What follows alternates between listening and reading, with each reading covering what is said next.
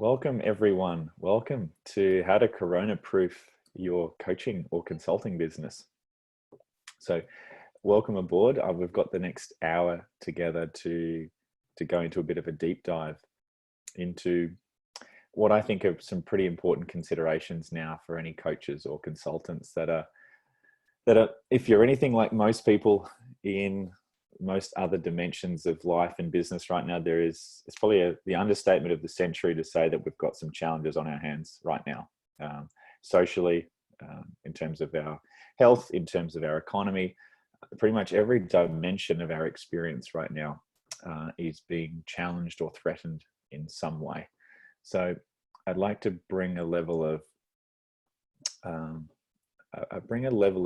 curiosity and a level of care to this class, which is I'm doing my best to border on bringing optimism, but also bringing realism. I think it's a real important blend that we have a level of care and concern, but at the same time, there is still a level of optimism. So that's what I'm endeavoring to bring forward in this class. So the types of things I'm going to be sharing today are going to be, how do we be more optimistic? Not inflating things beyond what's realistic, but how do we bring an optimistic mindset to what we are creating in this world?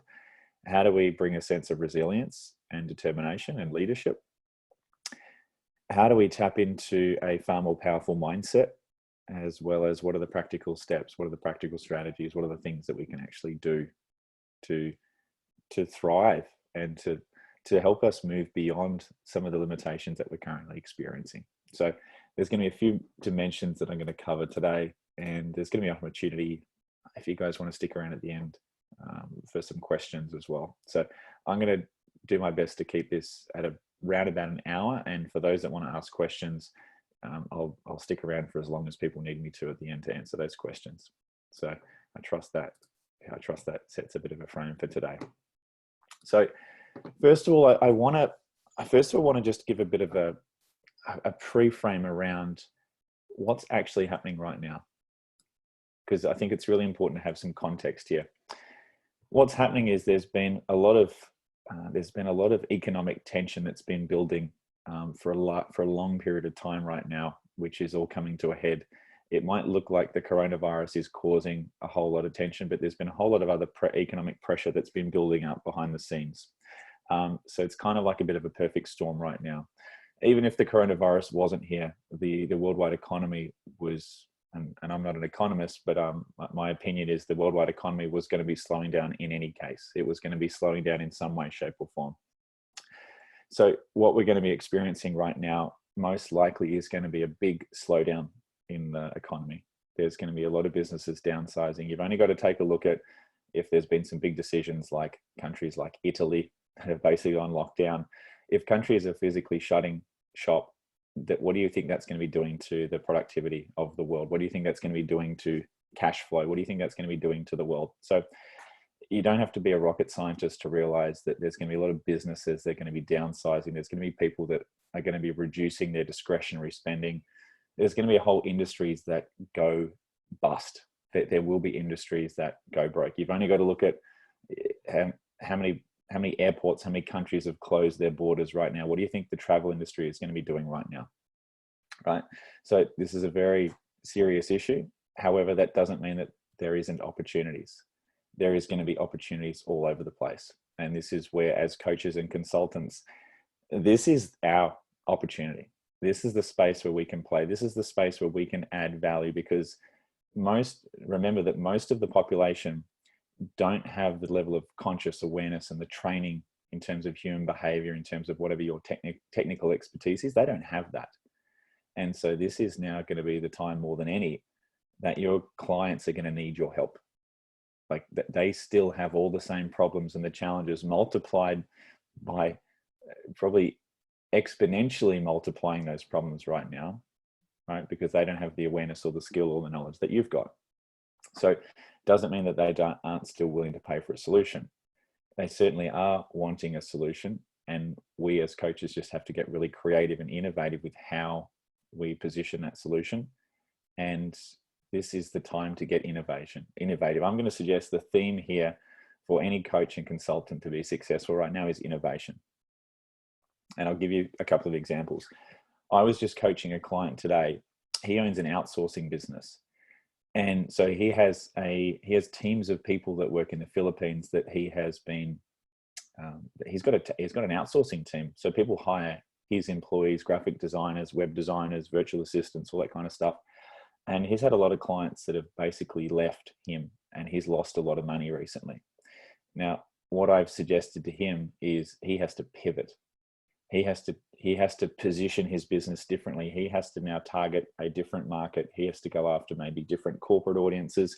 He now has to look at how does he position his business differently in order to thrive. And so that doesn't mean that his business is going to go under. He just might need to retarget his business. He might need to just do things a little bit differently. He might need to get creative.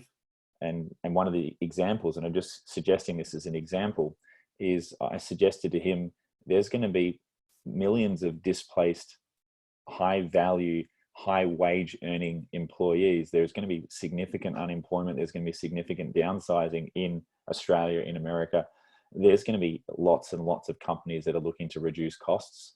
So they can probably, instead of paying someone $40, $50, $60 an hour in a first world country, they could now train up someone for $10 an hour in the Philippines. So great opportunity. Not good news for someone who's in Australia, who's now been basically removed from their employment.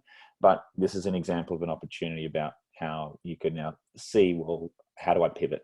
How do I transition my services? So I just wanted to share that example, because when he shared that with me, he's going through a crisis. He's going through, I'm losing all my clients, and I'm seeing opportunity. I'm seeing great pivot, move yourself. So I want to suggest that the theme for all of us as coaches is innovation and really thinking outside the box, right? So this is a time for opportunity. And in order to see that opportunity, what you need to do is you actually need to have a clear mind. You need to have a clear head. Now more than any time ever is the time where you've got to work on your daily practices. You've got to work on your resilience. You need to work on your emotional strength. You need to work on your health. You need to work on, obviously, your immune system. You need to, if you haven't already started doing things like journaling, meditating, self-reflecting, having support groups, support communities, having these types of conversations, then now is the perfect time to start.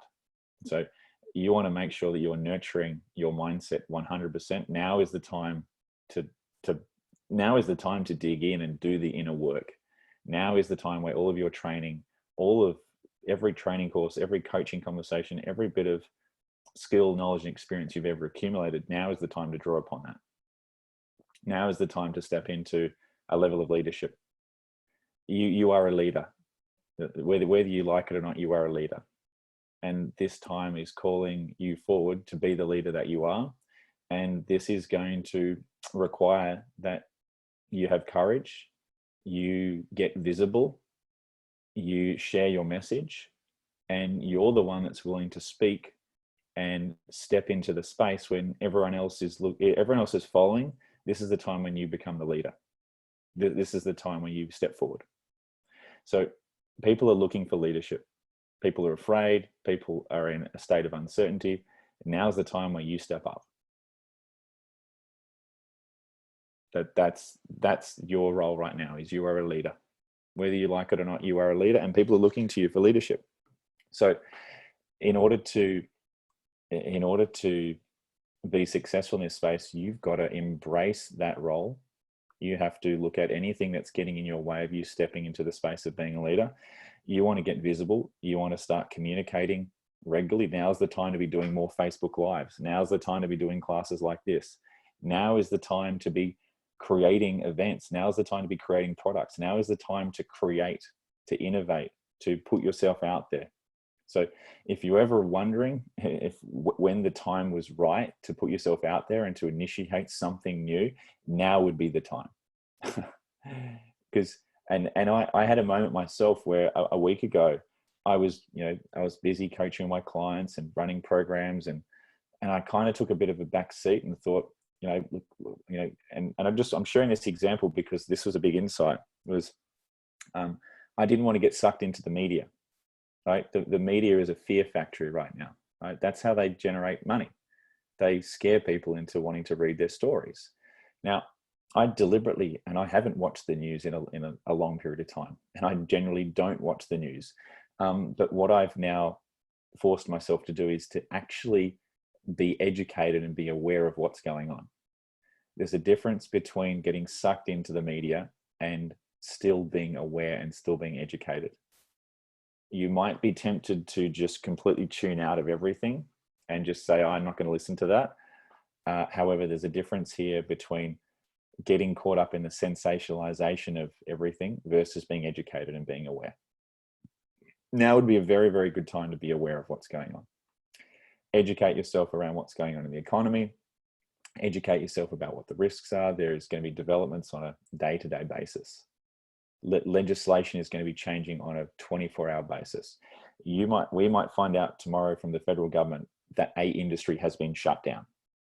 They might come out tomorrow and say this industry is not allowed to operate.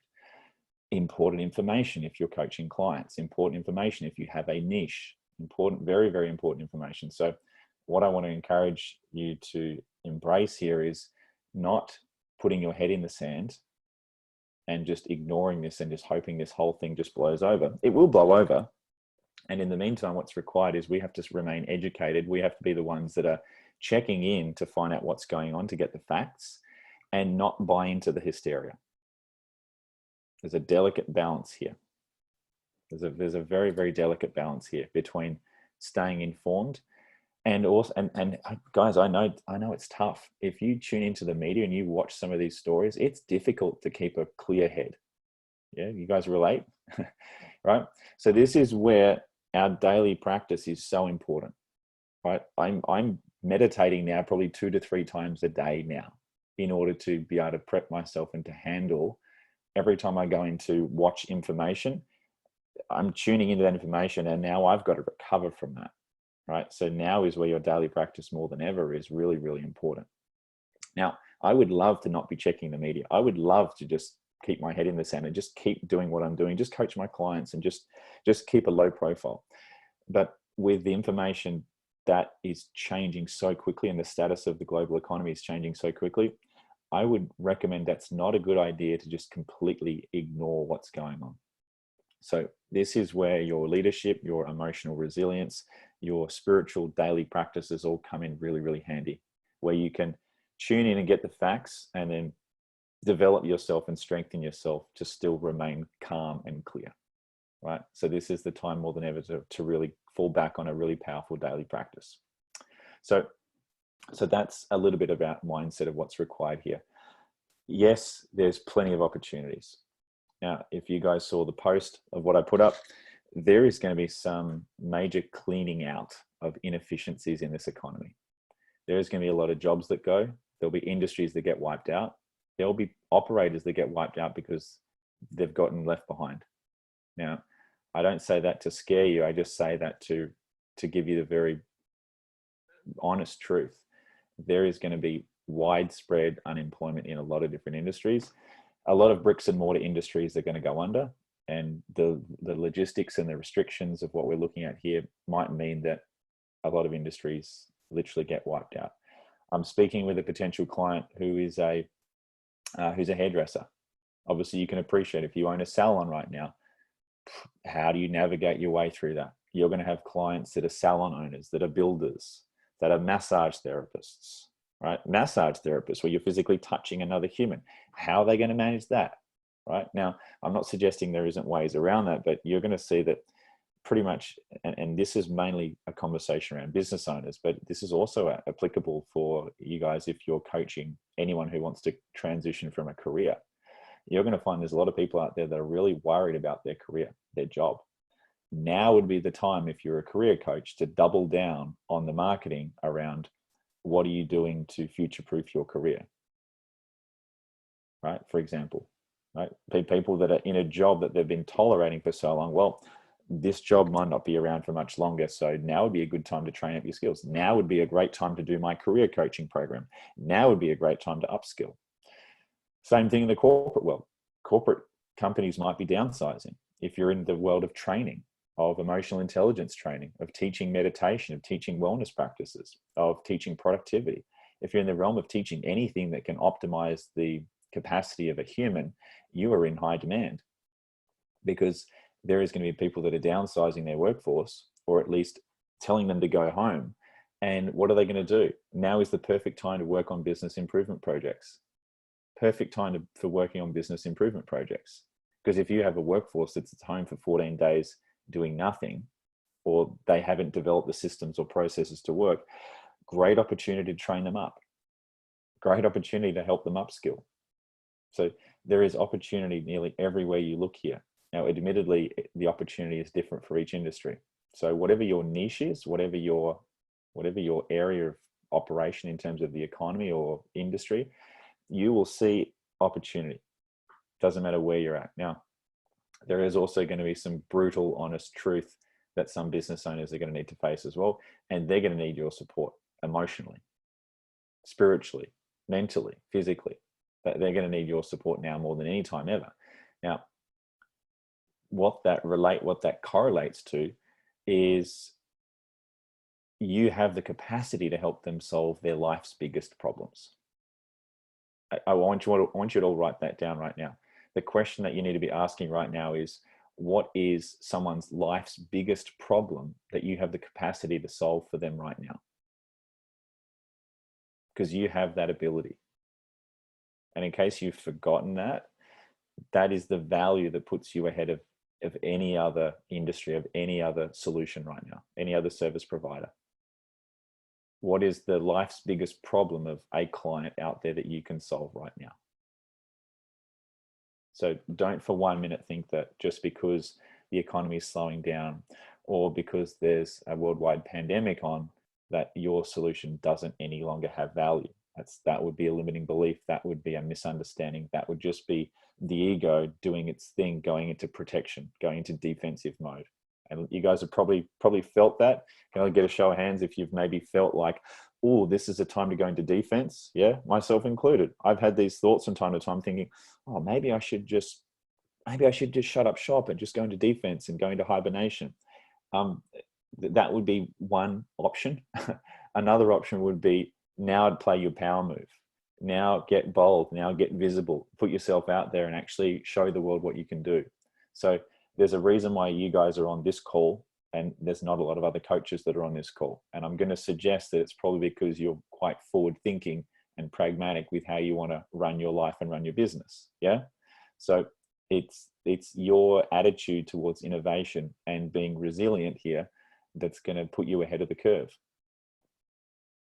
So I want to cover I want to cover a lot of practical areas of business development here that I think are really worth considering.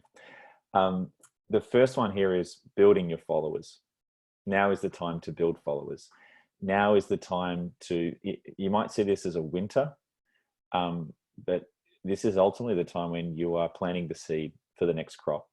So this is the time when you're doubling down on creating followers, creating content, getting visible. Now is the time to, and I trust you guys you've got to step into an attitude of leadership in order to put yourself out there. Because if you're holding back, and if you're thinking, oh, who am I? I don't know enough. People aren't going to trust me. If you're in doubt as opposed to boldly leading, well, what sort of followers do you think you're going to be creating? Right? Now, this isn't rah-rah. This isn't just talking yourself up. This is genuine, authentic leadership where you're speaking into a space, in a place where you have authority and credibility. So it's finding out what is your zone of genius. And if you don't already know what your zone of genius is, I would say definitely it's worth exploring that and having a heightened level of self-awareness about what is your skill, your knowledge, experience, what is the area of competency that you are a master of compared with most of the rest of the population. That I think is a really powerful question. What is my zone? What is my zone of genius? What is your zone of genius? And you want to own that energetically. You want to step into the full brunt of that power that you own energetically as an authority, as a leader, and own it. Step into it.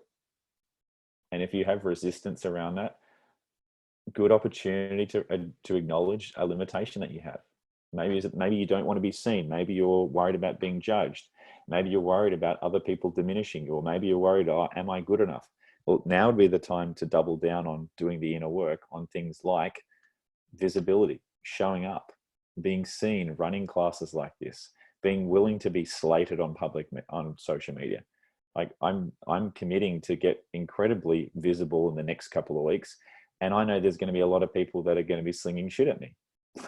There's going to be a lot of people that are going to be saying, "Oh, look at you trying to manipulate people or trying to make money off the coronavirus." I guarantee you that's going to happen. There's going to be haters, and that's just part of it. There's going to be judgment that's going to get slung your way. I guarantee you that. So if you're hoping to get through this whole thing and be a leader and stand for good and not be judged, good luck with that. Right? My philosophy is the more people that are hating on me, probably the closer I'm getting to actually standing for my truth. Yeah. So this is a time for courage and resilience to speak your truth and to speak the message that people need to hear. So building your followers. If you haven't already by now, social media is one of the most biggest leverageable, is that a word? That's a word now. It's the asset you can leverage the most out of anything. YouTube is free. YouTube is the second biggest platform. YouTube is the second biggest search engine in the world. Google's number one, YouTube is number two. So in case you haven't thought about having a YouTube channel right now, perfect opportunity to create a platform where you're going to have content that people are going to be searching for. The YouTube is going gangbusters right now. Look at what people are doing right now. People are at home. What are they doing? They're watching videos. They're looking online. They're looking on social media. People are looking for answers. Right? So if you haven't already considered that, YouTube is a fantastic way of building followers. Social media. Post on social media. I recommend post either daily, every second day, post videos, do Facebook Lives, get visible. You have to stand out right now. Your job is to stand out and to be visible and to be a leader. You can use YouTube, you can use Instagram, you can use LinkedIn, you can use any platform that your followers are hanging out on. Now would be the time to utilize the world's best free marketing resource, which is social media. Organic reach. I also recommend joint venture partnerships. This is another really great strategy, which would be connecting with all of the people in your network who already trust you. You already have, if you're like most people, you already have a network of people that already like and trust you, that you maybe have known people for decades, and they will have an industry that's complementary to you. So for example, you might know a software training company, and they might do software training for a particular company, and you might own a cybersecurity consulting company, right? And so you might approach them and say, "Hey, do you know anyone in the space that needs cybersecurity consulting or coaching?" "Yeah, I do. I've got a whole list of those people." Great. So, for example, there is going to be a whole number of industries where you are complementary. You are not competing, you are complementary. So now would be the time to partner up and collaborate and join forces with other coaches, other therapists, other business consultants. Now would be the time to join forces and inherit the trust that you have with other people in your network. Joint venture partnerships. So you want to write a list of all the potential business partners, all the potential complementary industries that have your ideal clients on their list that you can potentially get in front of, or at least be introduced to. Now, I'm just giving you general big picture strategies at the moment. I'm not going to dive into the micro strategies, but for now, I'm just giving you the big picture strategies so that you know what to think about. You really want to be future-proofing your business here by looking at not just what's the niche that you're in at the moment, but looking at how can you pivot and how can you position yourself across multiple niches. So if you're a relationship coach, that doesn't mean that you're just a relationship coach. That could mean that you become an HR consultant on helping employees that are stressed out, that are worried, and that are going through emotional turmoil because they might be worried about losing their job. So instead of just doing relationship coaching, you might now position yourself as, "Hey, by the way, I also do emotional intelligence training." Same stuff, you're positioning yourself slightly differently. Same tools, same skills, same knowledge.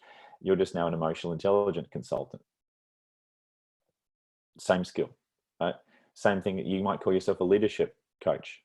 Same thing, same skills as a coach. Again, this is not promoting yourself as something that you're not, but again, it's a label. It is a label.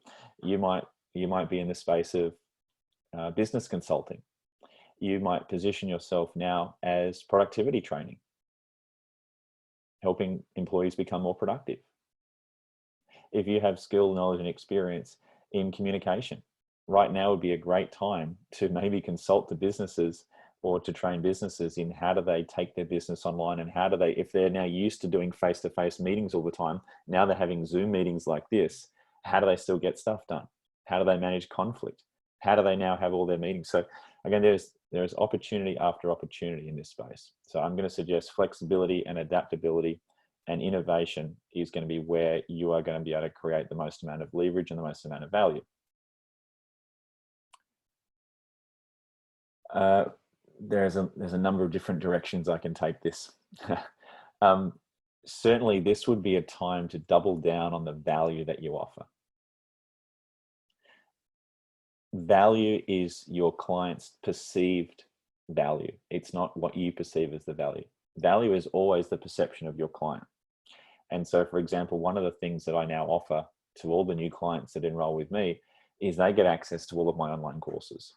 All of my clients get access to all of my products. They get access to all my group coaching programs. They get access to my membership. They get access to all the content I've ever recorded. So a client works with me now, they get access to the whole lot. Right? Now, the value there is you're not just getting time with me one-on-one. You're getting access to a whole entire volume, a whole entire library of resources now. So now would be a good time to start to package your services and start to show them the value that they're getting outside of just time with you. So this is a really important distinction, is sometimes people think that they are buying time with you. You want to correct that assertion. You want to make sure they understand that they're not buying time with you. They're not buying coaching in the same way as someone who needs to hang a picture and they need to drill a hole in the wall. They're not buying a drill, they're buying a hole. So you're not selling coaching, you are selling a solution to their problem. So this would be now the time to recognize you have complementary information that you give them. You're packaging your services up and you're adding the most amount of value as you possibly can. So yet they're paying for an outcome. They're not paying for yes, they're paying for a service, but the service is creating an outcome. So to be making people very, very explicitly aware of that.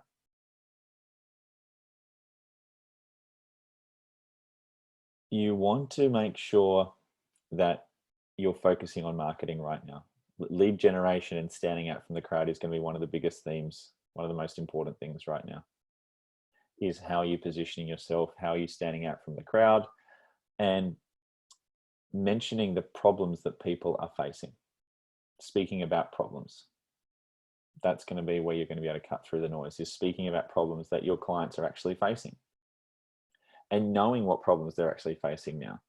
So, for example, a lot of people right now, instead of them, and this is just, don't take my word for it, investigate this for yourself, but my gut feel is right now, instead of most business owners talking about scaling, they're going to be talking about surviving. Yeah? But let me know if that resonates. Do you think right now in this current climate, people are really going to be more attracted by, let's scale and let's like it massively expand? Or do you think people are most likely going to be gravitated towards how are you going to get through the day? How are you going to survive? How are you going to get through, right? So this is the type of energy that you're now working with. Now, it's not, we're not talking about manipulating anyone. We're talking about matching someone's energy. We're talking about matching someone where they're at. And so your marketing message might need to pivot. Instead of if you're a business consultant, instead of talking about scaling your business, you might be talking about minimizing excess waste. You might be talking about how to cut your costs by 50% through just reducing unnecessary spending, right? These are the types of marketing messages you might need to get really, really clear on. Same thing is, instead of helping someone get clear on their life purpose, maybe now you're teaching them how to experience, how to learn meditation, or how to experience emotional resilience right now. So their focus has been, instead of I want to figure out my life's purpose, is I'm just trying to get through the day, right? So you're now pivoting and you're now maybe shifting that message slightly depending on where your clients are at emotionally and spiritually.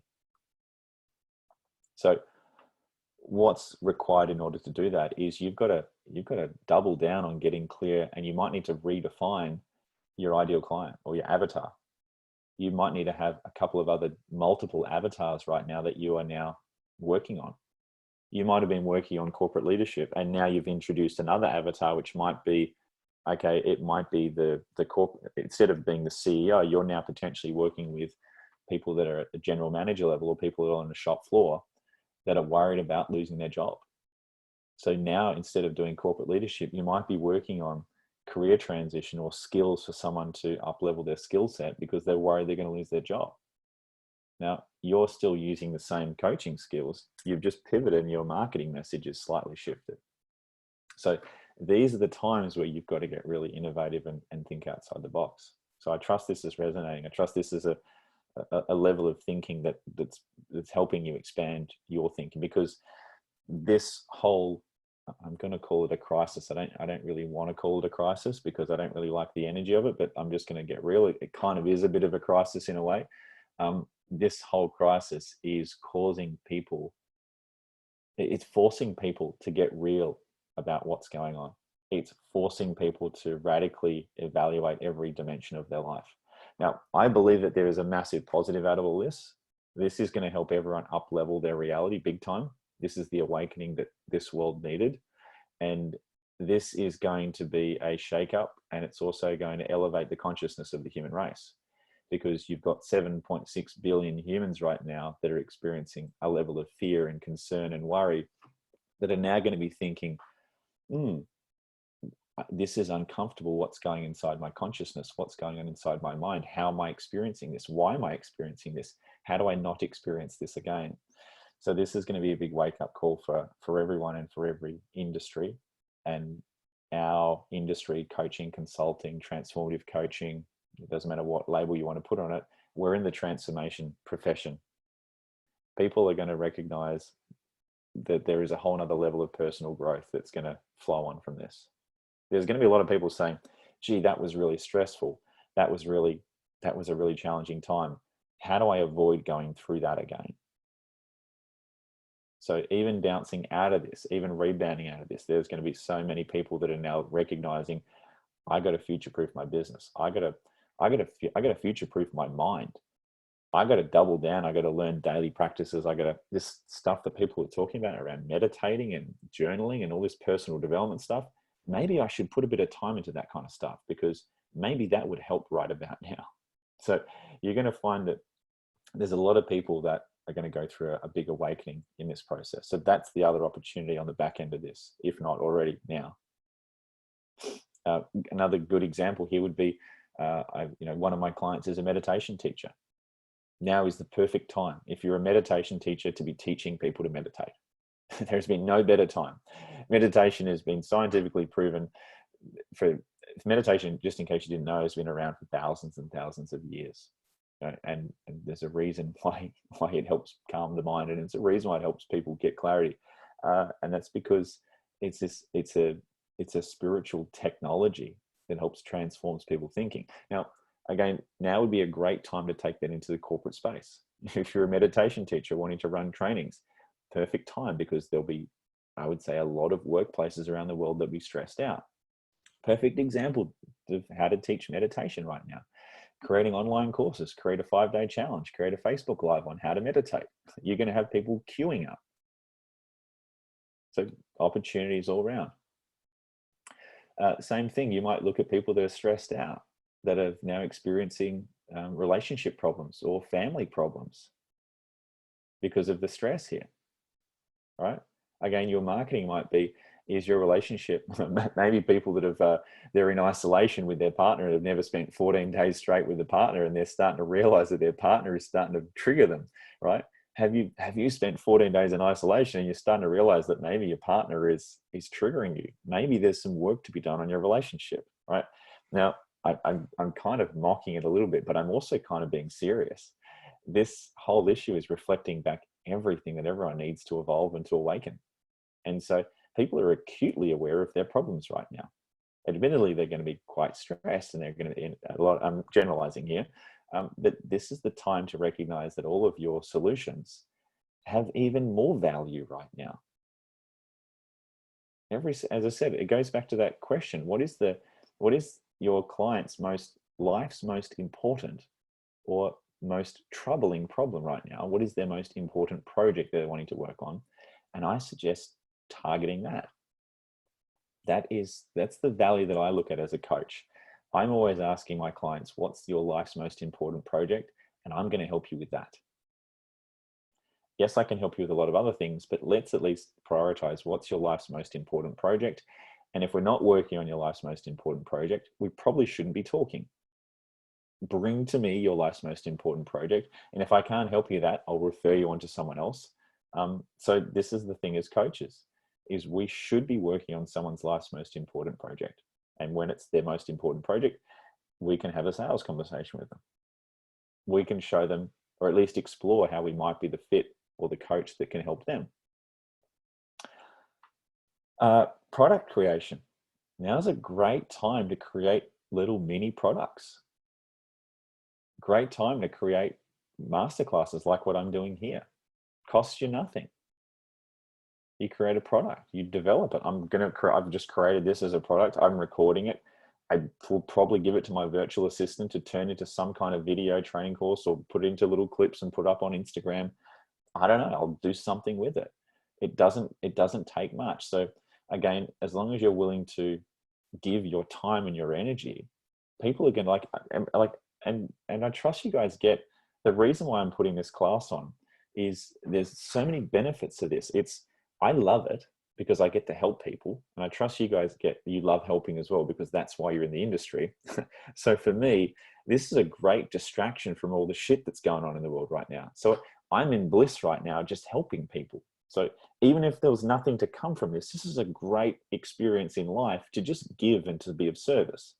Now, obviously, that's not just all we're here for. We're here to get rewarded for that, to grow followers, to obviously earn a living.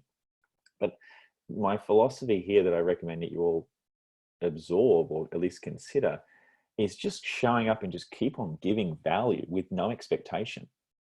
Now, I don't mean that in a sense of just giving without any intelligence about how that's going to be returned back to you monetarily. What I mean is you have an attitude of, I'm just going to keep giving and giving and giving.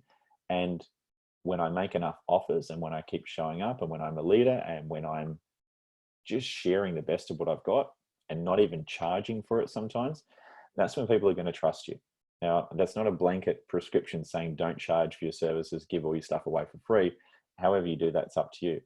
But this is a really good example right now about if you wanted to create followers, if you wanted to create interest, if you wanted to attract more and more clients, my philosophy is give your best stuff away for free. Like, show people what you can do. Now, again, it's not a prescription for all coaches, for all things, for all times, forever. But in general, right now, this is a really good example of giving all your good stuff away for free. People are going to consume it. Now, that's just the world according to Chris Jackson. That's just how I run my business. I just give the best. I've got podcasts, I've got YouTube videos, I've given everything that I've ever had away. I've given my best stuff away for free. And if someone was to just follow all of the stuff that I've ever done online, they could most likely transform their life if they actually applied themselves. Right? But this is your value as a coach, is you can give away the free content, but most people are not going to apply it. That's the value, is when you're in front of them, that you're helping them with the application. You're helping them actually follow through. So something to keep in mind. I wanted to share with you a little bit about cash flow. I think right now it's really important to be aware of your cash flow situation. When I say cash flow, you're looking at the amount of income that's coming in, and you're looking at your expenditure. You're wanting to make sure that you're not wasting money. You want to be looking at, where is all your income going? Where's your expenditure going? What is the return on investment for all your activities? And being very deliberate and conscious with how you're investing your money. So what I mean by that would be looking at, am I spending money wastefully? Where am I investing my money? Is my money actually giving me tangible gains in my business? Am I spending money, wasting money on on food or clothing, or am I actually doubling down and actually spending money on something that's going to provide a return on investment? Now, again, this is not me saying that you shouldn't treat yourself and you shouldn't splurge from time to time. What I am saying here is we're potentially about to go through one of the biggest recessions this world has ever seen, and a very long winter potentially, if we're looking at whole entire countries being locked down for months on end. You don't have to be a rocket scientist to realize that the amount of money that's going to be flowing through the economy is going to be reduced. I think most people recognize that. Now, yes, there is a lot of government stimuluses. There's going to be a lot of money that gets pumped into to the economy from the government stimulus.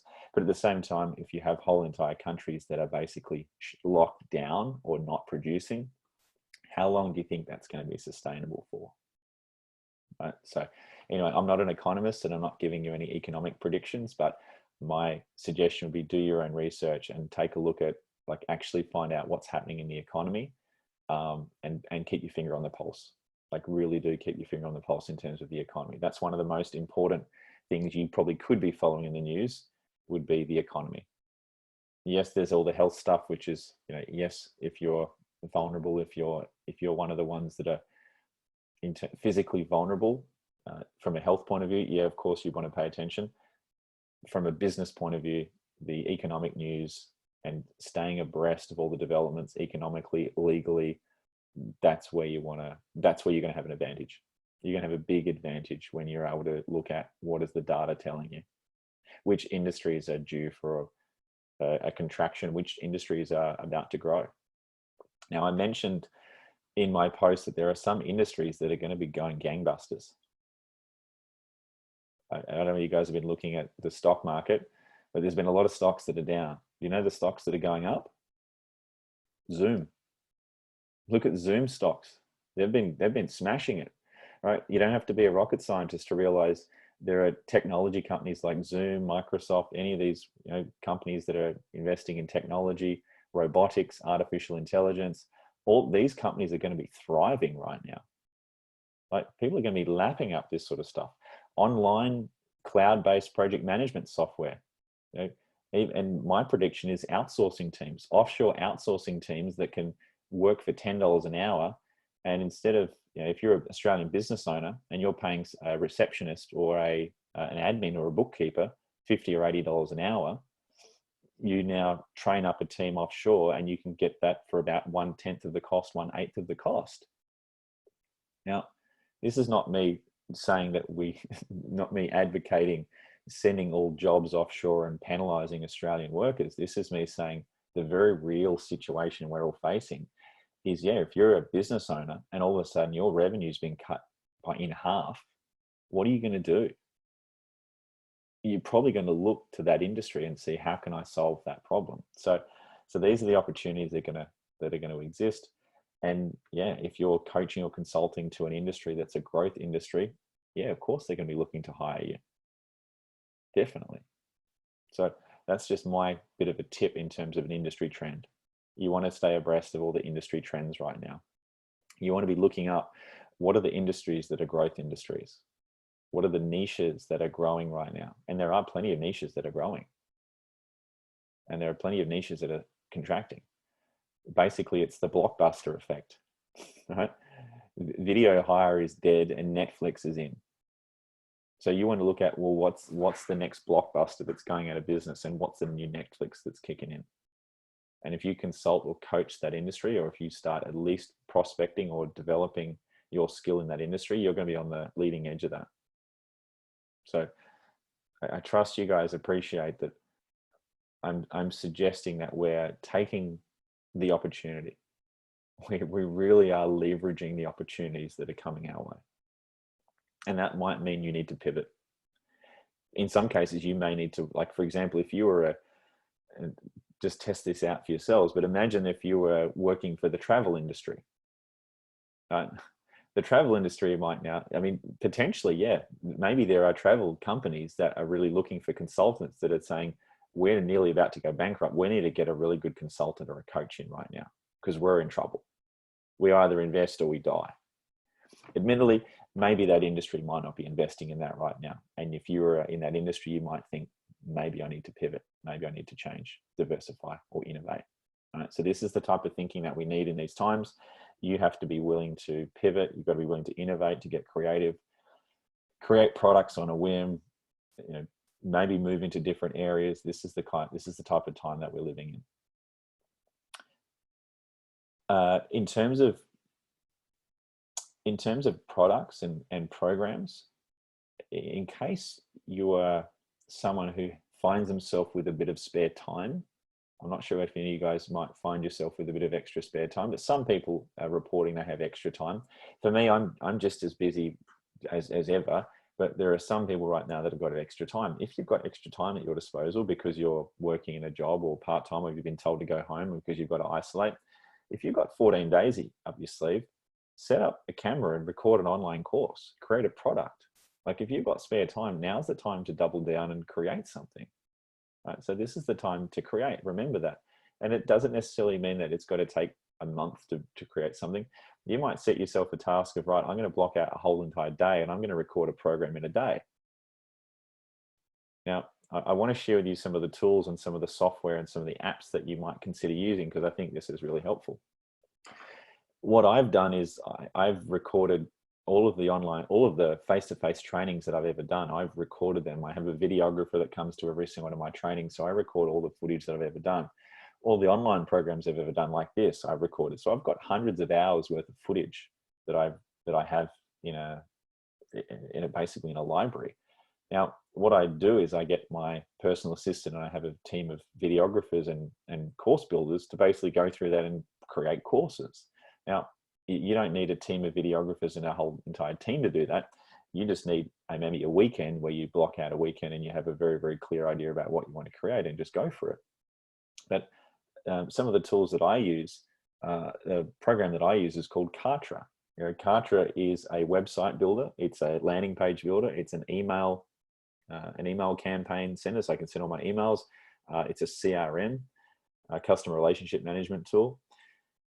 And it's a product and a service portal where people can actually go and buy products. So for me, that's an all-in-one platform that I use to run my business. And I create products, I create courses. That's how I run everything. So that's a really useful tool if you're wanting to think about creating products or courses, managing email lists. Every time I send an email out, I send out usually it's a regular email, typically once a week, sometimes once a fortnight, just giving updates and giving content. Now I put offers in there periodically for people to do products and to actually buy my products and services. I recommend now more than any time ever would be the time you put offers out to the marketplace. Put your offers out there.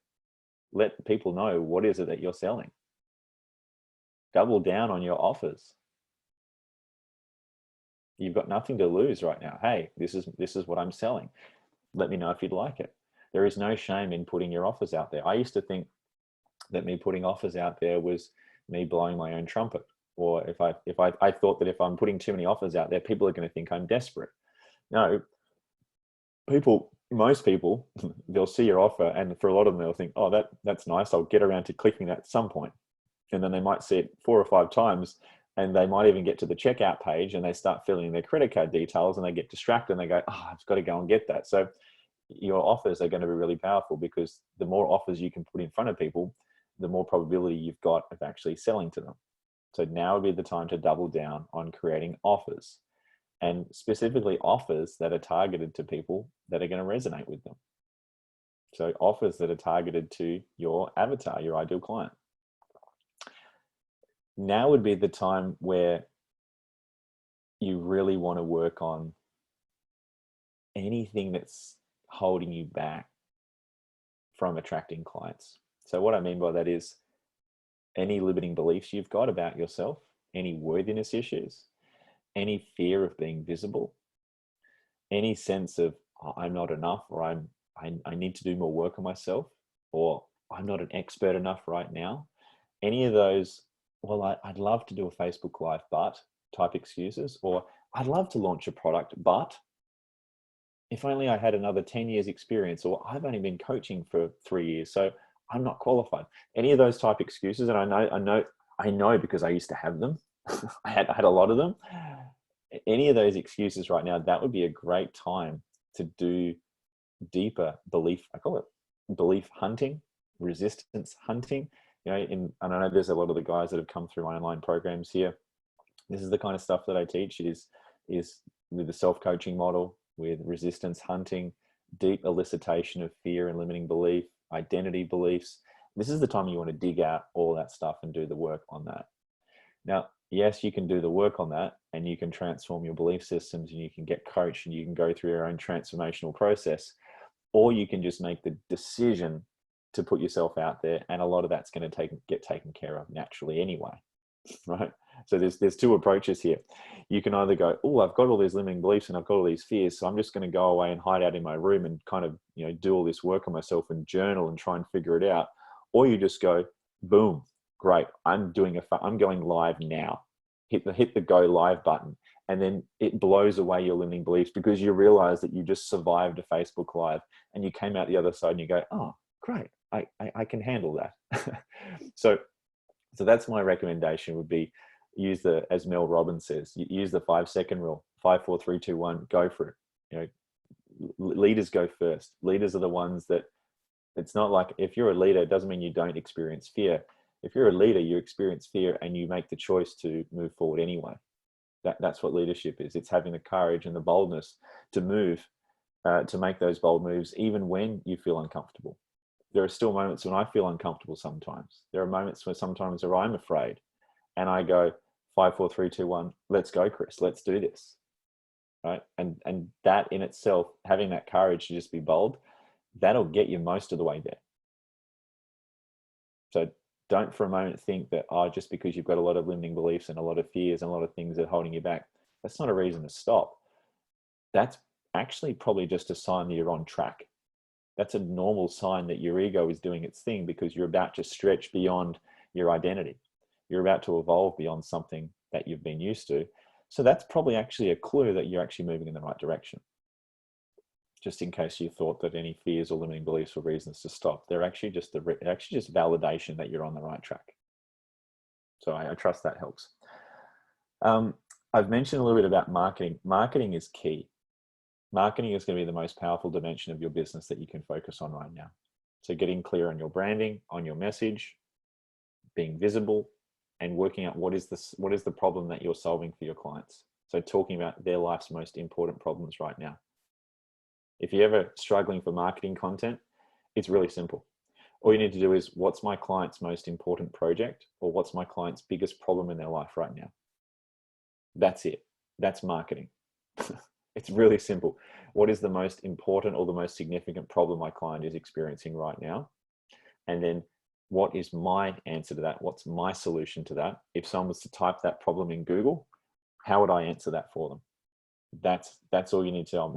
Simplistically, that's marketing 101 for you. Problem, solution.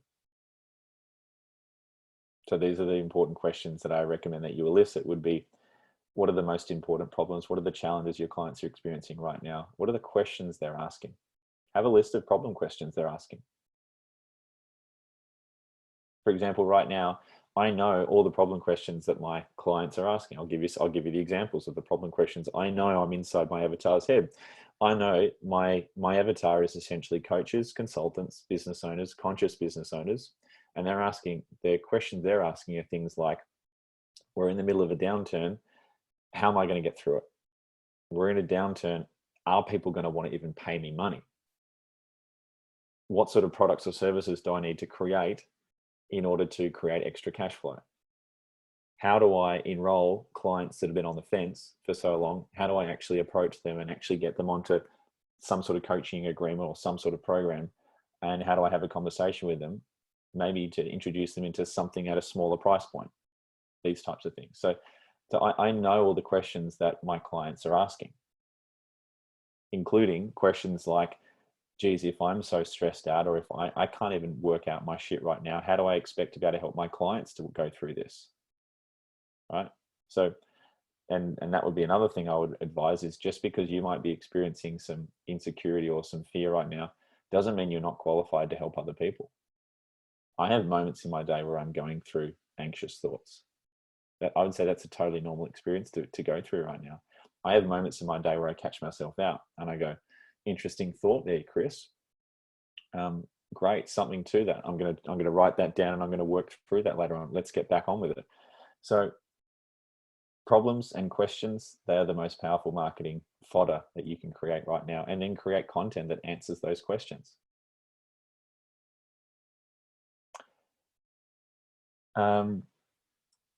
Just going back to some of the tools that you can be using, definitely Facebook Lives are very, very powerful right now.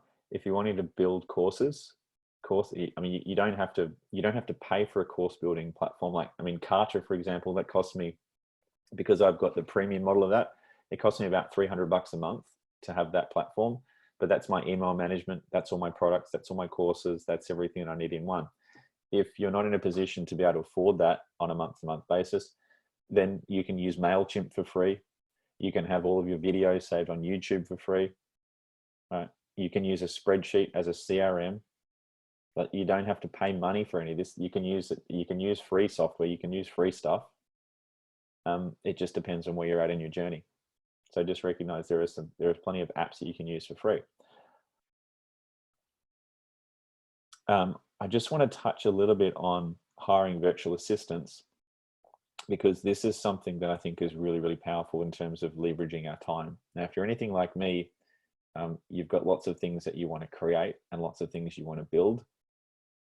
There are virtual assistants that vary between $5 an hour and $10 an hour that can do everything from your bookkeeping to building websites and landing pages to doing internet marketing to running Facebook ads, to creating nice glossy looking PDF workbooks, ebooks. There is no end to the amount of support that you can get. So if anyone here wants any support there around virtual assistants, personal assistants, all that sort of stuff, $5 to $10 an hour will get you someone who speaks really good English.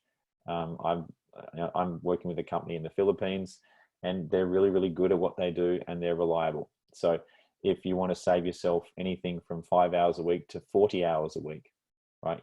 You can just hire someone part-time for, even if you just want to save 2 hours of your time a week or 10 hours of your time a week doing something you don't want to do, hire an assistant. They're like $5, $10 an hour. If you hire someone for 10 hours, 10 times 10, that's maybe $100 you've invested. You've gotten back 10 hours of your time. Theoretically, I'm just giving you a back of the envelope calculation. So what's 10 hours of your time worth to you when you can help someone, get someone in to basically solve your business's biggest problems that are taking up your time? So I just wanted to drop that in. So if you guys need to hook up, if you need someone who has a very, very reliable outsourcing business that has VAs that are in the Philippines that are ready to start work right now, and if you want me to hook you up with those guys, just send me a message afterwards and I'm happy to put you guys in touch with them.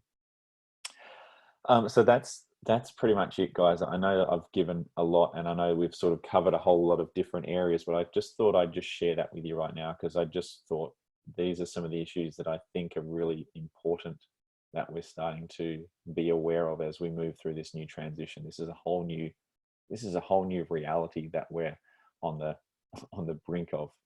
So anyway, I trust that was helpful, guys. I know we've just hit the hour, so I'd love to know from you guys if you have any questions, if you have any specifics on what I've just mentioned. I'm happy to stick around for however long you guys need me to answer questions for. So yeah, feel free to pop your hand up, wave, and unmute yourself, and I'm happy to answer questions. Otherwise, yeah, you guys are welcome to leave. Don't feel like you have to stick around, but yeah, any questions, I'd be more than happy to answer them. Raina. Go for it. Oh, sorry, Naila. I'll go Naila first. Yeah, I have to go quickly. I have something starting in a few minutes. But what is a good platform across social media? Because it's so time consuming. I mean, I can just burn out just going from one to the other to plan your social media marketing. Yeah. So yeah, it's a good question now. So what you really want to do there is you want to really actually create a bit of a social media plan, which means identifying who is your avatar, what platform are they on, and identifying it's not being across all platforms necessarily. It's maybe picking one and maybe two. That's what I generally recommend. Picking the most popular platform where your avatar is actually hanging out on, and focus on that first. If you have if you've got someone who can produce content for you or split up all your content and send it across multiple platforms, you can do that. That's what I do. I have content being sent across multiple platforms, but for someone who's just starting out, pick one or two, and it's based upon where is your client hanging out. Okay. Thanks a lot. See you. Yeah. You're welcome. See you, Naila. Raina, yeah, go for it.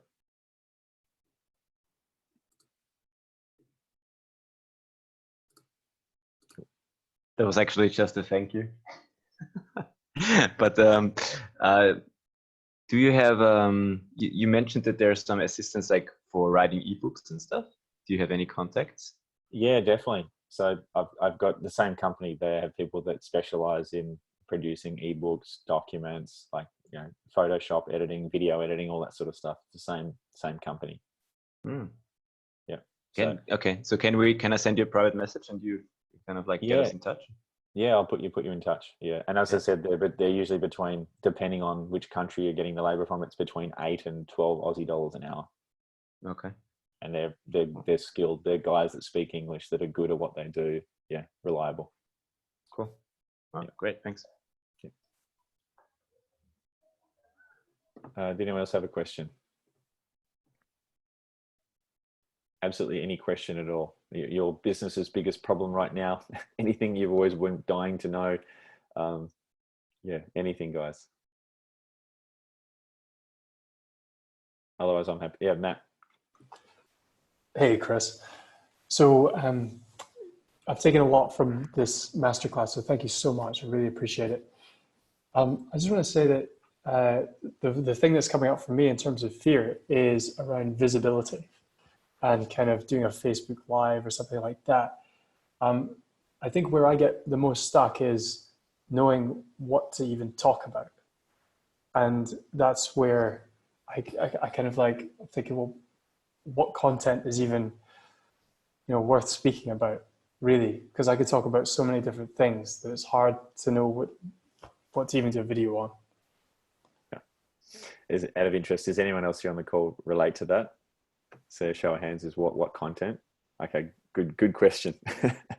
So that's a great question. So the way that I answer that is, and this is the short answer, is that I recommend everyone here has a profile on their ideal client.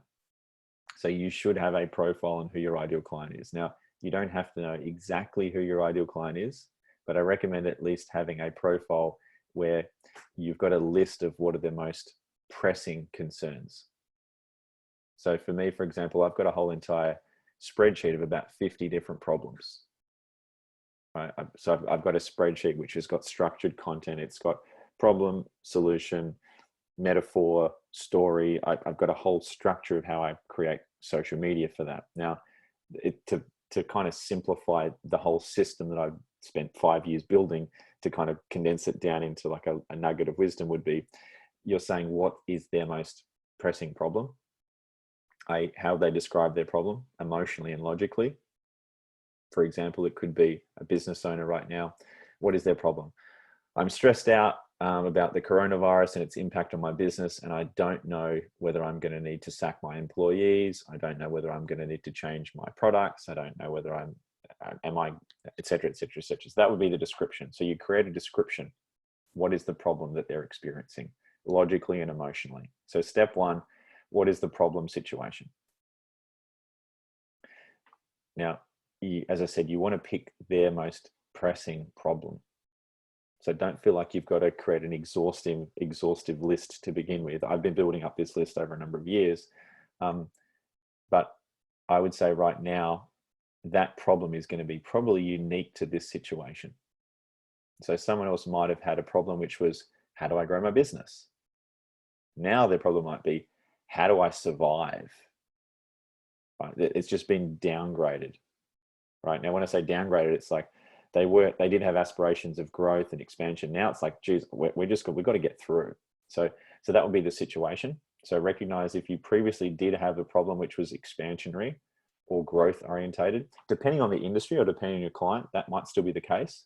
For example, if you're in industries like robotics, artificial intelligence, cybersecurity, all of those industries are still thriving. They're still going for growth. They're still looking, cryptocurrencies, blockchain, all those industries are still asking great. There's never been a time in the history of humanity that's been better for growth. So all those industries are still expansionary. Admittedly, they'll have their own unique challenges. So that's step one, would be what's the situation.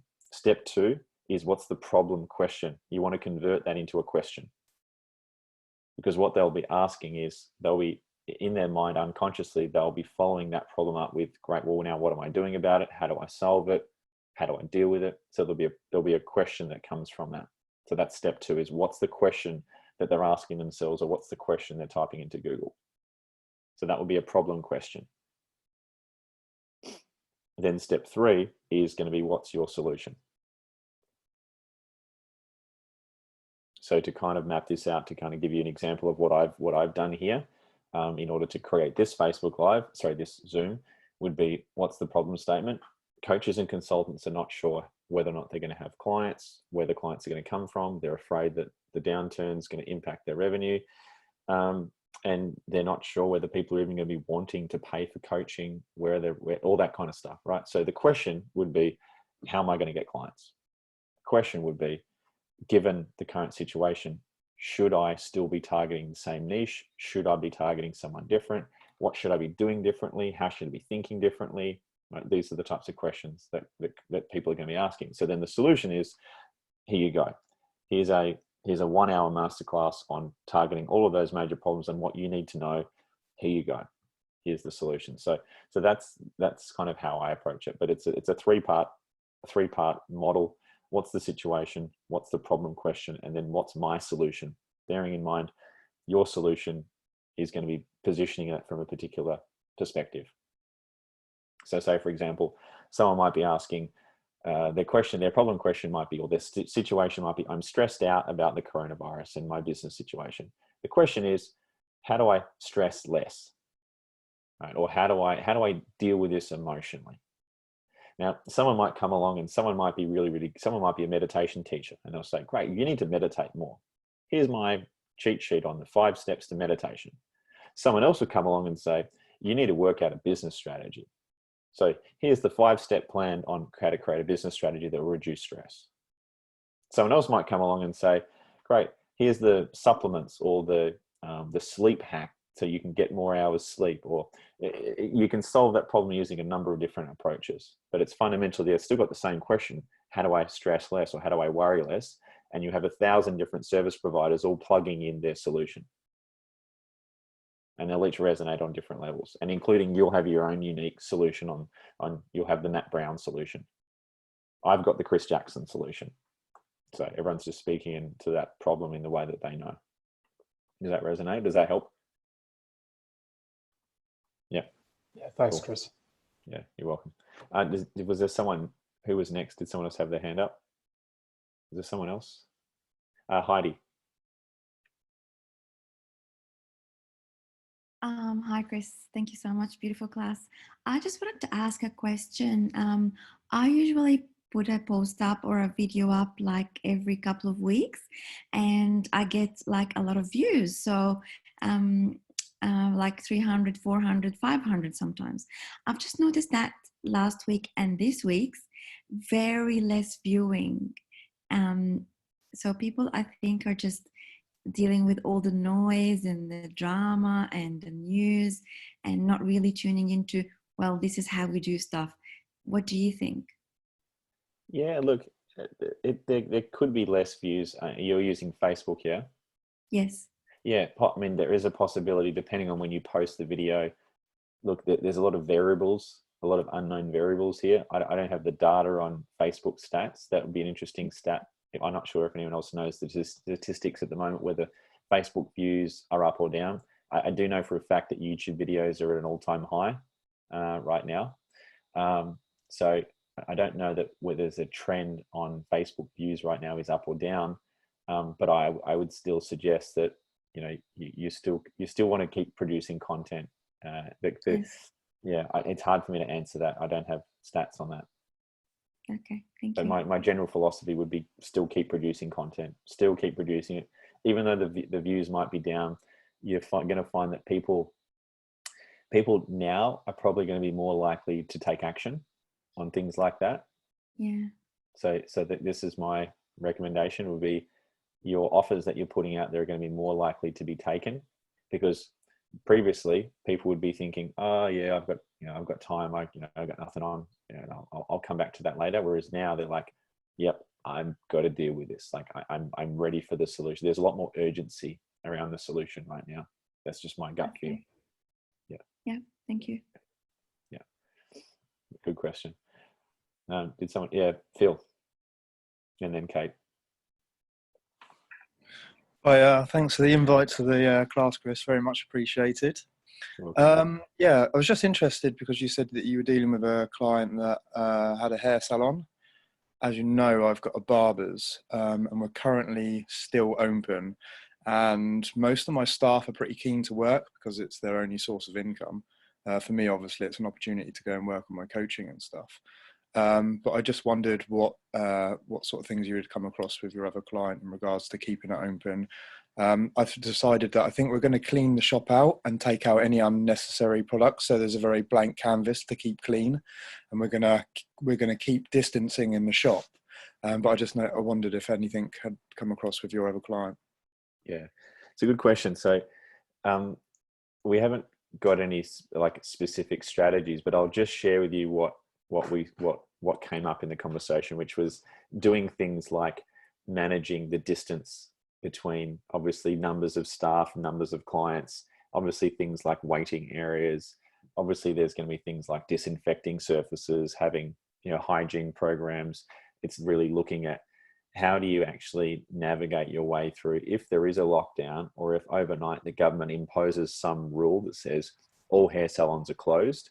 You can have a procedure, or you can have a risk process that you've been through to say, hang on, you send a letter to your parliamentary representative and you say, hey, I've done a risk assessment and I've actually gone through my salon and I've actually designed out all these things, and here's the reasons why I'm allowed to still operate. So you're getting really creative here with everything in and around. If you have a look online right now, you'll find, and this might kind of sound a little bit extreme, but it's not so extreme if you think about what's the cost to your business if you have to shut down your business. Those kind of like NASA looking suits where it's like a full body suit. Yeah. If you have to get all of your staff wearing one of those suits in order to keep functioning, you would probably do that. Now there's all sorts of makeshift solutions in terms of masks, and I know Carmen, you might be able to comment on this around nursing. Obviously, there's a lot of masks and a lot of protective equipment that you can actually buy. But my gut feel is if there's a lot more lockdowns and if there's a lot more legal, I would say, procedural restrictions, then there is going to be a whole industry of suits, of protective clothing. There's going to be a whole range of products, of cleaning equipment. There's going to be a whole range of sterilizing things. There's potentially even ventilation systems that you will see. Businesses will innovate very, very quickly. If an industry is potentially going to get shut down, you will see people will innovate quite quickly, and they'll come up with a way of doing that. Even if you have to put someone in some kind of vacuum-proof enclosure and their neck's popping out through some kind of vacuum-proof machine so you can cut their hair, you will do that if it means that your business can survive. So there will be all sorts of innovative processes that get created from this. But I would say things like looking at how do you minimize exposure, how do you keep the workplace clean, how do you arrange the layout. There's all sorts of pubs and clubs and bars that are now looking at, they're creating corridors and they're creating aisles and they're creating procedures to how to manage all this stuff. This kind of might sound like it's a little kind of getting over the top, but it's not really, because if the government was to come down and say you're going to shut down because you haven't complied, there is a big compliance opportunity here. So anyway, that's just kind of some of the ideas that I've been kind of playing around with and speaking with clients around. But no doubt you're going to see a lot of creativity and a lot of innovation that happens very, very quickly in the space of hygiene. And Carmen, I'm not sure whether you've got anything to add there from, I know that you're a nurse, whether you've got any commentary there about whether or not there's any concessions there for separation distance, and whether there's any solutions there for businesses that have face-to-face interactions like that. I'm not sure whether you've got anything to add to that, but yeah, go for it. Yeah, Carmen. Yeah, go for it. Yeah, just being in the healthcare industry, I mean, the only advice I can offer at the moment is you've just got to stay closed. I think in Australia we're quite fortunate at the moment. We're not seeing the sort of numbers and statistics that they're seeing over in Europe, and so if we look to Europe, we can really see what effect it is having. You know, in Italy overnight they had over 800 deaths. That's one person every 2 minutes, and the problem is they don't have the equipment. If anything, they can build. If any company can build ventilators at the moment, that's our biggest source of actually what we need as healthcare workers. So the advice coming from the government, and like I say, you know, when you see pictures from Bondi Beach and whatnot, is please just stay at home. And those sorts of businesses that rely on that hand-to-hand, you know, customer service, it is a really challenging time in that,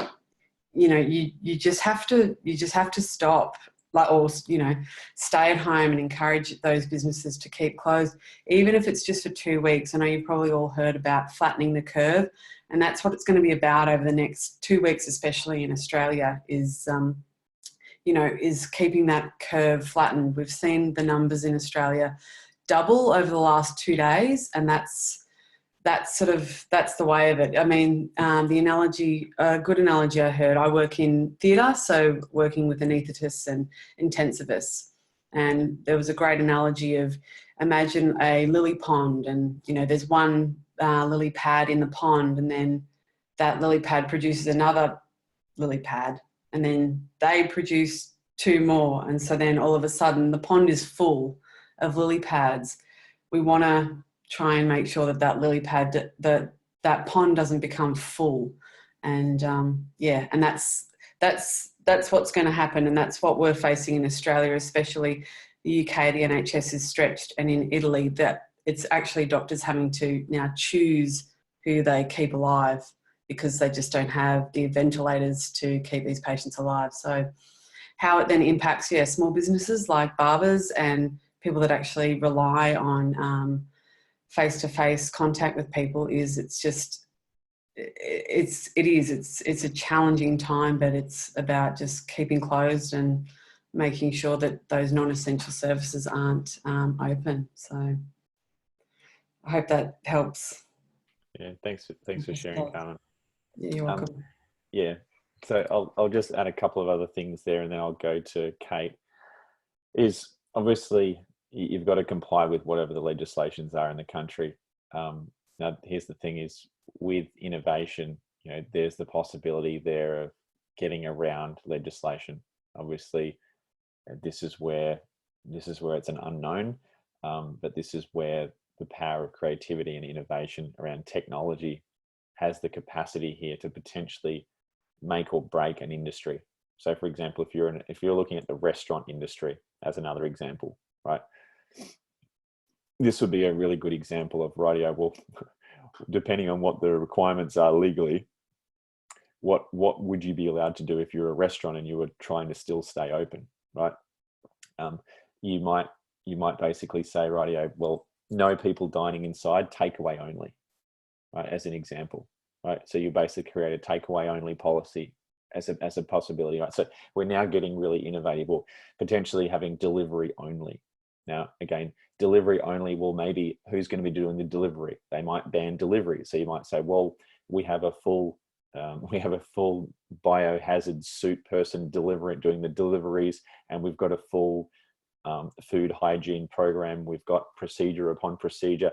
Those are the extenuating circumstances where potentially, if you get creative and you can get around the legislation and you can do something by the rules, there's a possibility that a business can remain open. But obviously that's a case-by-case basis, and that's the attitude that we've got to have to work within the law and to innovate, that I think is probably hopefully it's going to have some merit, and it's going to help businesses actually survive. Because otherwise, if there's not that level of innovation and thinking, the consequences are going to be pretty dire for a lot of industries. So anyway, that's just my philosophy. You can probably see I'm eternally optimistic when it comes to this sort of stuff. When I like to think that we've never lived in a better time in the history of humanity where we can create and design technology that can solve these sorts of problems when we have a bit of common sense. At the same time, what we're dealing with is unprecedented. So yeah, anyway, that's a conversation for another time. But Kate, I'd love to hear your question. Hi, Chris. Thanks. That was awesome. I've really been enjoying this. I have been working on online courses for a while, and this has just pushed the pedal a little bit this week and made me get things done much quicker. And I actually published my first online course today. It's a free lead magnet, and I done it free, and I sort of looked at what people need right now, and it's obviously how to set up remote working is quite a big one. But I'm doing another one tomorrow on how to stay cyber safe when working from home. I'm just thinking, after just hearing some of what you said, what's your thoughts on doing one large masterclass, such as like a 1 hour, or compared to the one that I've done today was 5 shorter videos, all on different topics of remote working. So I'm just wondering what's your thought on the 2 different types? In my experience, there are pros and cons of doing either. So are you referring to doing like open content on Facebook, for example, or LinkedIn or something, or? No, I've hosted it on a Thinkific. I don't know what that is. What's that? It's a online LMS, a learning platform. So it's like Kajabi is another one. So it's probably similar to the one that you mentioned earlier, but it's just an online school that you host your videos, helps with all the payments, and you connect it to your email marketing campaign, and you can connect it to Zoom. It just integrates with all your different apps. Yeah, got it. Well, what you're thinking, what you've got to think about there, Kate, is you're looking at what's the overall end product that you're wanting to position to get people into. So you'll be thinking, okay, is it an online course that you're wanting to sell? Because basically a masterclass is a lead gen to then position an offer, or to establish credibility, or to build a community, or to just build liking or trusting. So you'll be asking, what's the buying decision you're wanting people to make? So for example, you'll be running a masterclass to position what product? Is there something that you're selling? That's what I have been working on since Christmas, or since before Christmas, is my online cybersecurity awareness workshop. So it's like about a 4-hour workshop, similar to what I run face to face. So I have it close to near being ready. So the free one will obviously be a lead magnet for the paid course. Got it. Okay. So yeah, so what you're doing is you're essentially positioning. It's a live workshop, which is so it's going to be happening live on a certain date. I hadn't decided. The one that I done today was you basically log in, sign up, and you can do it self-paced. So I was thinking of doing the same with the cyber safe while working from home. And the only reason why I'm thinking of doing short videos is that, again, I can put them on YouTube and maybe, use them as social media content as well. Yeah, well, I mean, you can definitely split them up and have them as smaller pieces of content that are pointing people towards making a buying decision somewhere else, like buying another program. It all comes down to how you're positioning the problem and just making an offer. So for example, if you're running a webinar, then you will go through a whole series of problems, and at the end you will position, by the way, if you really want to solve this problem to the level that you really need, then this is going to be the course that you need for that. So there's no right or wrong way of doing it. Yeah, I mean, we'd need to look at the mechanics of what's the nature of the problem, and is there bite-sized pieces that you can split up.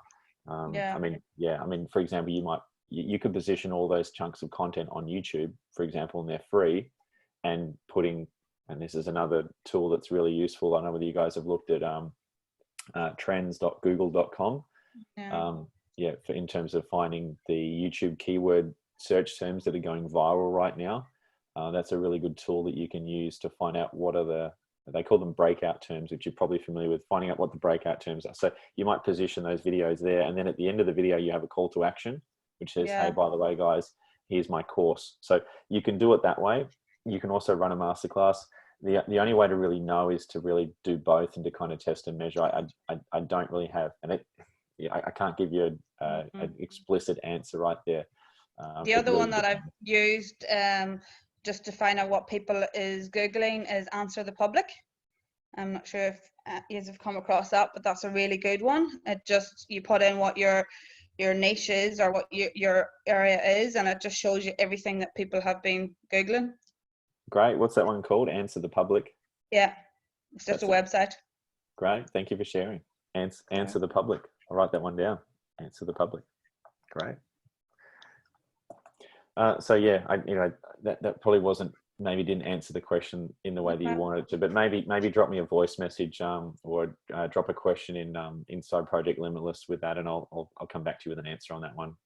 If I can know a bit more about it, I'll be able to speak into it, but without knowing the details, it's hard to say. Yeah, thanks, Chris. That's perfect. Thanks. Yeah, you're welcome. Yeah. Mariana. Hi, thanks, Chris. This was amazing. I don't know my daughter's letting me know. She's the one watching the news here and there. So it sounds like that all the gym, bars, pubs, casino, churches, all closed from midnight to midday tomorrow. All schools will be closed from Tuesday onwards. Restaurants, cafes, only for takeouts only. Shopping center will still open, pharmacies will still open, petrol station will still open. All the non-essential services will close from Tuesday. Thank you for the update. That's the latest news. So I don't know if hairdresser is essential service, so may not fit in that. So I'm sorry. Yeah. I feel for you. I mean, I'm a healthcare worker, so I will still show up to work tomorrow and for the next, how long it takes. Yeah, thanks, Marina. Thanks for the update. So that's a good example, guys, and I'll just speak into that. Deborah, I've got your question in a moment. Thanks, Mariana. I'll just speak into that, which is the way that this is unfolding is it's a day-to-day thing. Like, for example, you might find tomorrow that the government reverses that decision and they realize, and I'm going to just share with my own philosophy a little bit here at the possibility of coming across a little bit judgy, but I think there is a lot of industries where there probably is a bit of overreaction here in terms of not all industries necessarily need to be shut down in the way that they're being shut down. They can be managed with procedures. So you'll find that there's billions of dollars of industry that are being impacted, where you'll find that when you've got billions of dollars at stake that are potentially being shut off, you'll find creativity and innovation can happen overnight, right? So this is where you might find that someone comes up with a really innovative solution. All of a sudden, you've got a whole industry that's back online right now, right? So and I'm not diminishing the severity of what we're talking about here, but yeah, you'll find if there was $1 billion industry that's basically been switched off, there could be a $20 product that gets developed overnight that reverses that decision. So I'm not suggesting that's necessarily going to happen, but that's the kind of thing that can happen.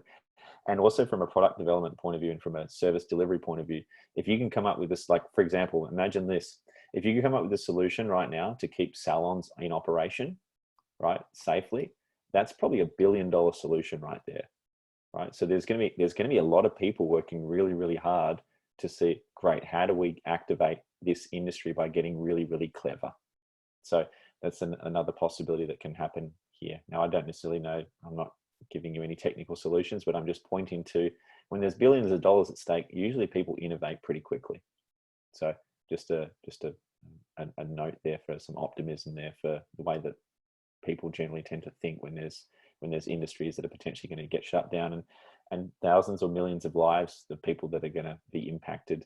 So yeah, anyway, Deborah, did you have a question? Hi, Chris. Thanks so much for tonight. It was awesome. I've got a question around VAs. Like, if you're outsourcing your work overseas, how do you know like, how do you hire knowing you're going to get somebody, you know, number one, that's going to speak the same language? Yeah, do you know what I mean? I know exactly what you mean. What I'm inferring your question is there's a risk that you get someone that's not up to the speed, that doesn't have the skill, the knowledge, the experience, and that you kind of might be wasting your time or wasting your money. Yeah. Got it. So the answer to that is the companies that I've used, they have a system in place where they recruit. So you create a what's the word I'm looking for? I'm losing my language. It's getting late here. You create a job description and you get clear on what are the skills, the knowledge, the experience that you're wanting to hire on, and you give them a list of all the description of everything they need to do. They actually go and interview up to 15 to 20 people for you. They come back with a short list of people, and then they will organize the interview for you. So they actually organize the whole lot. The company that I've gone through, they've got a special deal where they waive all that, so you don't have to pay anything. They do all that automatically, and they come back to you with, when I did this process, they came back with the top 4 people that were qualified, and I interviewed 4 people for the job, and they'd already screened them, they'd already interviewed them, and by the time they got to me, there was 4 already really highly qualified people that I had to pick between. So they have a process in place, and they've been doing this for decades. So that company I can highly recommend, because they've got solid systems and processes to validate the quality of the employees and background checks and that sort of stuff. So right. Awesome. Yeah. I might DM you on that. Yeah, sure thing. Yeah, great. Yeah, welcome. Good question. Thank you. Yeah, you're welcome. Was there any other questions that you guys have? Anything at all? Yeah. Great. Well, I'm going to finish it up there, guys. Oh, Boyd, go for it. Yeah.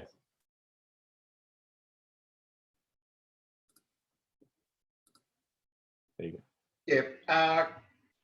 Yeah, just on the overseas, everyone's asked you the question. Can you just tell us the name of the company? I can. What are they called? What are they called? Okay. Yeah, I just there's a guy. I've got a guy for that. I just literally got an email. So it's probably the easiest thing to do is, and actually what I'll do is I'll put it up on my Facebook, so you guys will see it there. So I'll just put it up there. Just check in. You'll see. I'll just put it up on my Facebook. I'll just put a link to it. It's Exponential. That's right, Exponential Business. That's what they're called. But I'll put up a contact there, so you've got someone to speak to, rather than just kind of Googling that. So I'll give you a contact. Yeah. Okay. I've used Filipinos in the past, and a few years ago. And they were very reliable and very honest. But some of the other countries in Southeast Asia weren't quite as honest in their dealings, and I had to take legal action basically against one. So yeah, Philippines is good. But my question was in relation to your thoughts on using a nom de plume, or I'm looking at writing a book, or I'm halfway through writing a book on improving the immune system to fight coronavirus. So it is a major pivot from my business consulting. I just want to differentiate, and I've got no history in that, my passion in that field, but I've got no published history, anything at all. So I was actually going to create a nom de plume, maybe Sam Groper, West Australian, something like that, just to, and create a whole avatar around it. Yeah, look, definitely, Boyd. Yeah. Yeah. I mean, that's a whole separate avatar. Obviously, that would be I guess you'd say a safety/health industry, immune system type problem, a different approach. Obviously different than the business side of things, but equally valid. There's a lot of people right now that are looking for immune. The problem that they're looking to solve is immunity. That would be, how do I stop myself from getting this, or what protocols do I need to implement in my business to stop people from getting sick because I don't want to lose my staff. So potentially you can pivot that towards corporate, towards individuals. It could be B2B, it could be consumers, it could be people on the front line, it could be nurses, it could be whoever. So yeah, definitely that's a valid industry right now to be targeting in terms of marketing. 100%. Yeah, and you'll find there's a lot of that's happening. There's a lot of coaches, wellness coaches, supplement companies, there's all sorts. I mean, I also saw some information today. I was watching a video by Greg Braden. He was talking about medicinal mushrooms and those sorts of things around, boosting the immune system. So, there's so many opportunities right now because people are going to be searching for those things. So again, it all comes back to what are the search terms, what are the problems that people are looking to solve, and there's going to be people that look to solve their immunity through. I've seen, and this is valid as well, through meditation. For example, the Joe Dispenza community, for example, they're very tuned in when it comes to boosting the immune system through mindfulness. So that's one avatar. There will be people that are looking for supplementation, people that will be looking for exercise, people that will be realizing that they're, for example, anyone who's overweight or obese, that has diabetes, that anyone who has any of those conditions will be realizing that they're high risk. So they'll be wanting to, oh, gee, I realize finally now I've got to take my health seriously. So you've got the people that are now going to be reactive to those sorts of things. So definitely, I think there's a huge opportunity there, Boyd. Yeah, I'm looking at the entire picture, and basically it's based on the anti-cancer protocol I put my mother through a couple of years ago, who was terminal and is now, touch wood, cancer-free. So, so I'm building an avatar around that. So just thinking out loud, my first thing was to write the book. And I hadn't actually looked at online classes, courses, consultations, but that may be an avenue as well. And I think it provides a contribution. It is doing some good in this crazy mixed up world we're in. Yeah, definitely, Boyd. Look, that's definitely an option. There are people that will be looking for those solutions, and you're right, there is an ample opportunity for people that are looking for truth, that they're looking for real solutions. And again, when you share your message, when you share your story, you'll connect with whoever you connect with. And it could be one person or it could be a million people. You could record a video or you could share your story and it could go viral. I guess you can never tell. My philosophy is always, if you feel connected to it, you feel aligned to it, you share it. You share your story, you share your message without expectation, in a sense of you don't have an attachment to, oh, I've got to get this return on investment from it necessarily, because you can never predict that. So I mean, a classic example here is today when I literally announced this class yesterday, right? In my mind, I was nearly going to go, hang on, I need to have some kind of email funnel. I need to announce it. I need to put this back 2 weeks. And I just thought, no, bugger it. I'm just going to do this now because people need this right now. And yes, I could have thought about it and done it differently. We could all be thinking about things and planning it and plotting, and we could spend 6 months to 12 months before we eventually launch anything, or just go for it and just get it done. And then I'll probably run another one of these in another 2 days' time. I'll probably be running these eventually daily. Who knows? Like, it's about testing and measuring, putting the content out there, letting go of this need of getting it right, letting go of the notion that there is even a right or a wrong. And it's just saying, let's put it out there and test and measure and let the market decide and get feedback. So that's just my philosophy that I've seen to be, that just works. Yeah. And, I have a certain resistance to that. It's that 100%, that perfectionist. I'm spending an awful lot of time finding references that are supporting a lot of the things that I basically know to be true from researching this for the last 10 years.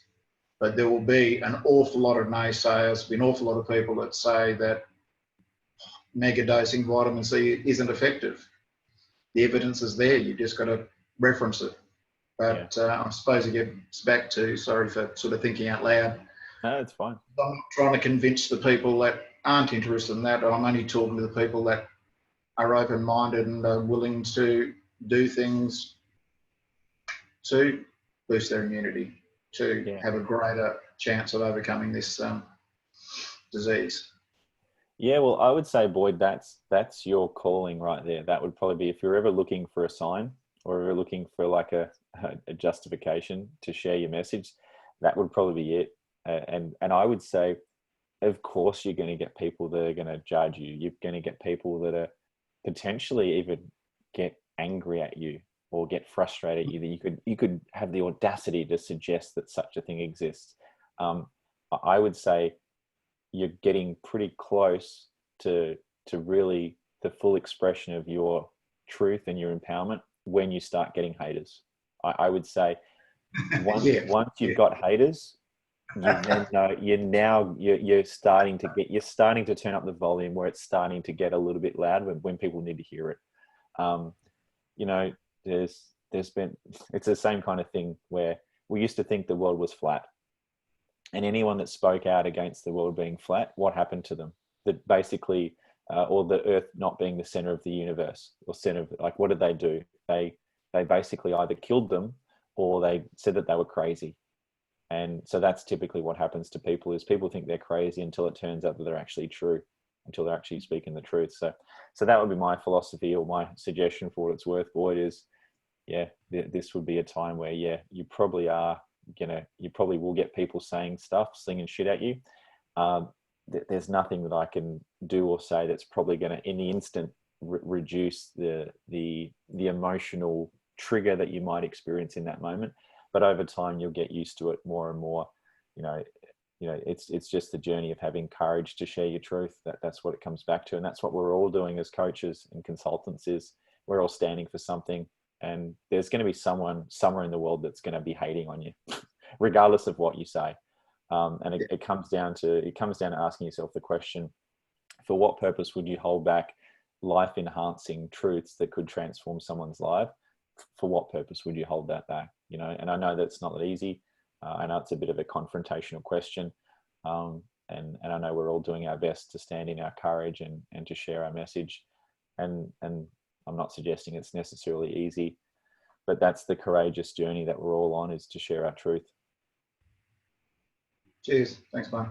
Yeah, and for what it's worth, I admire, you know, the work that you've done and the results you've created, and for what it's worth, yeah, I tend to agree that there's some better solutions out there for anti-cancer and solving a lot of these illnesses or diseases with things that don't involve surgery and don't involve chemicals, dosing with all those sorts of things. So, and mindset.